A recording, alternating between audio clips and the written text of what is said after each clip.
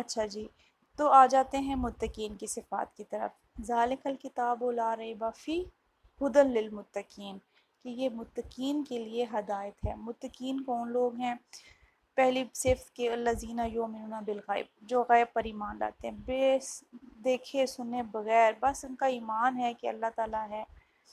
اور اللہ سے جڑی ہوئی ساری باتوں پر وہ ایمان لے آتے ہیں، ایسی چیزوں کو جن کو وہ دیکھ سکتے ہیں، جن کو وہ نہیں دیکھ سکتے، در حقیقت وہی غیب کی چیزیں ہیں۔ یہ ان کا پہلا وصف ہے۔ غیب سے مراد وہ پوشیدہ امور ہے اور اندیکھی حقیقتیں ہیں جن کا ادراک انسانی حواس سے بالکل اوپر ہے، جو انسان کے تجربے میں، مشاہدے میں نہیں آ سکتی، جس کا علم ان کو انبیاء کے ذریعے ان تک پہنچا ہے، ان کی وساطت تک آیا ہے، جیسے کہ اللہ تعالیٰ اور اس کی ذات و صفات ہو گئیں، فرشتے ہو گئے، وحی ہو گئی، جنت اور دوزخ ہو گئے، قیامت کا جو بیان ہے، یہ ساری چیزیں ہیں، یہ ابھی تک کسی کے مشاہدے میں نہیں آئی ہیں، اور ان کو ہم نے انبیاء کے ذریعے سنا۔ ہم نے اپنے شروع سے لے کر آخر تک ہم ان لوگوں سے یہ سنتے آ رہے ہیں کہ اللہ تعالیٰ کی ذات اور صفات کیسی ہے، فرشتے کون سی مخلوق ہیں، وحی کیسے آئی، وہ کہ اللہ تعالیٰ کا پیغام تھا، جنت اور دوزخ ہم نے نہیں دیکھا۔ یہ ساری چیزیں ایسی ہیں کہ جس پر ہم بغیر دیکھے ہوئے ہم ایمان لے آتے ہیں صدق دل کے ساتھ کہ ہاں یہ چیزیں ہیں، یہ موجود ہیں اور برحق ہیں۔ تو اس ایمان بالغیب سے مراد ایک ایمان اس قلبی کیفیت کا نام ہے جو شک و شبے سے بالا تر ہو، قلب کے لیے اطمینان کا باعث بنے اور دماغ کے لیے سکون کا باعث بنے اور روح کے لیے راحت کا باعث بنے۔ یہ چیز ہے ایمان، ٹھیک ہے؟ تو پہلی چیز آ جاتی ہے ایمان بالغیب۔ دوسری چیز آتی ہے جی نماز قائم کرنا، وہ نماز قائم کرتے ہیں۔ صلاۃ عربی زبان کا لفظ دعا اور برکت اور رحمت کے لیے ہے، اور اس کے معنی جو ہیں وہ جلانے کے بھی آتے ہیں، یعنی کہ کسی چیز کو جلا بخشنا، زندگی دینا، کسی چیز کے اختتام تک اس کو پہنچانا۔ گویا نماز کے اندر وہ وصف موجود ہے جو متقین کی دنیاوی علائشوں اور گناہوں کو جلا ڈالنے کے لیے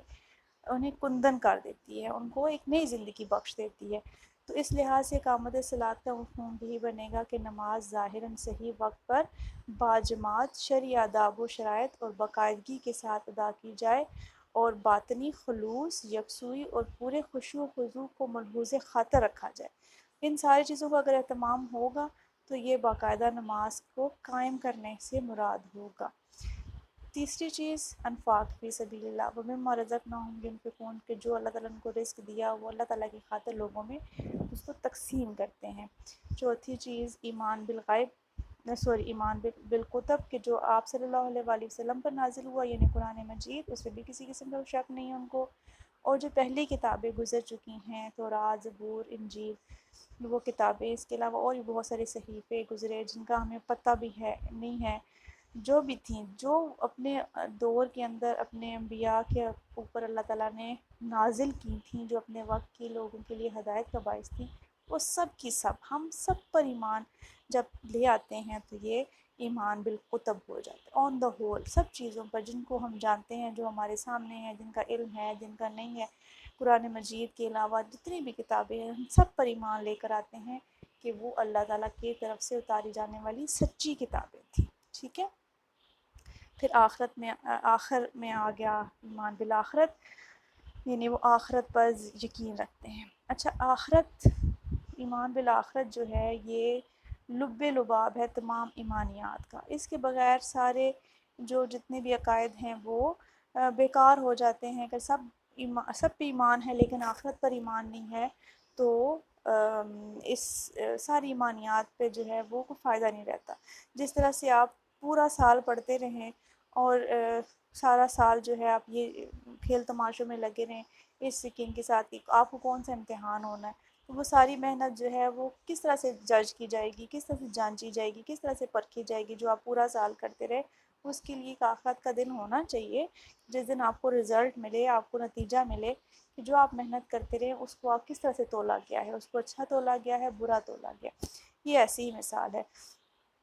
تو ایمان بالآخرت جو ہے وہ اس پر ایمان لانا از حد ضروری ہے۔ اس کے لیے کیا ہے کہ ایک تو انسان اس دنیا میں غیر ذمہ دار نہیں آیا، اس کو ذمہ داریاں دے گئی ہیں تاکہ وہ اپنے اعمال کے لیے اللہ تعالیٰ کے سامنے جواب دہ بن جائے۔ اور دوسری بات یہ کہ دنیا کا جو موجودہ نظام ہے وہ ہمیشہ رہنے والا نہیں ہے، ایک دن ایسا آئے گا جس میں اللہ تعالیٰ اس کو ختم کر دے گا اور دوسرا دور جو ہے وہ ختم ہو جائے گا۔ اور تیسری بات یہ کہ جب اس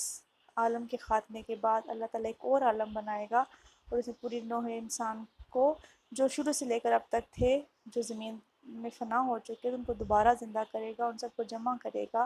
ان کے اعمال کا حساب کتاب لے گا اور ہر ایک کو اس کا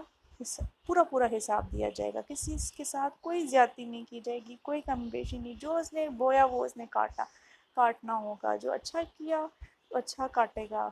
برا کیا ہوگا تو برا کاٹے گا۔ اور یہ کہ جو کامیابی اس کو ملے گی اس کا اصل معیار زندگی کی خوشحالی و بدحالی نہیں ہے جو ہم دنیا میں گزارے، بلکہ حقیقت میں کامیاب انسان وہ ہے کہ جو خدا کے آخری فیصلے میں کامیاب ٹھہرایا جائے گا۔ اصلی فائدہ وہاں پر ہے کہ وہ اللہ کے نزدیک جو اللہ اس کو وہاں پہ جس کیٹیگری میں رکھیں گے، اچھے یا برے کی کیٹیگری میں رکھیں گے، وہ اصل میں کامیاب و کامران ہوگا۔ اس دنیا میں اگر کوئی خوشحال ہے تو اس کا یہ ہرگز مطلب نہیں ہے کہ وہ بہت اچھا تھا تو وہ آخرت میں بھی کامیاب ہوگا، یا بہت غریب ہے یا بہت بدحال ہے اس کا یہ مطلب ہے کہ وہ اللہ تعالیٰ کے ہاں بالکل بھی پسندیدہ نہیں ہے اور اس کو اچھا مقام نہیں دیا جائے گا۔ یہ کوئی کیٹیگری نہیں ہے، اس کے اعمال کو تولنا اور اس کی ذمہ داریوں کو پرکھنا، یہی وہ بات ہے جو ان کو فائدہ دینے والی ہے۔ پھر آخر میں کہا گیا کہ جی اولئک علی ھدی من ربہم واولئک ھم المفلحون، یہی لوگ اللہ تعالیٰ کی طرف سے ہدایت یافتہ ہیں اور یہی لوگ فلاح پانے والے ہیں، اخروی دنیاوی ہر طرح سے وہ فلاح و کامیابی ان کا نصیب ہوگی اور وہ ایمان کے دولت سے بہرہ مند ہوں گے، اور آخرت میں ان کو یہ کامیابی ملے گی کہ آخرت کے دن ان کو ان کے اعمال کا پورا حساب ملے گا، بدلہ ملے گا، اور اس کے بعد وہ جس زندگی میں بھی ہوں گے وہ ہمیشہ والی زندگی ہوگی۔ امید ہے میں نے یہاں تک آپ کو بالکل اچھے طریقے سے سمجھا دیا ہوگا۔ پہلا رکوع میں نے آپ کو سمجھا دیا، انشاءاللہ کل ہم دوسرا رکوع پڑھیں گے۔ اللہ حافظ۔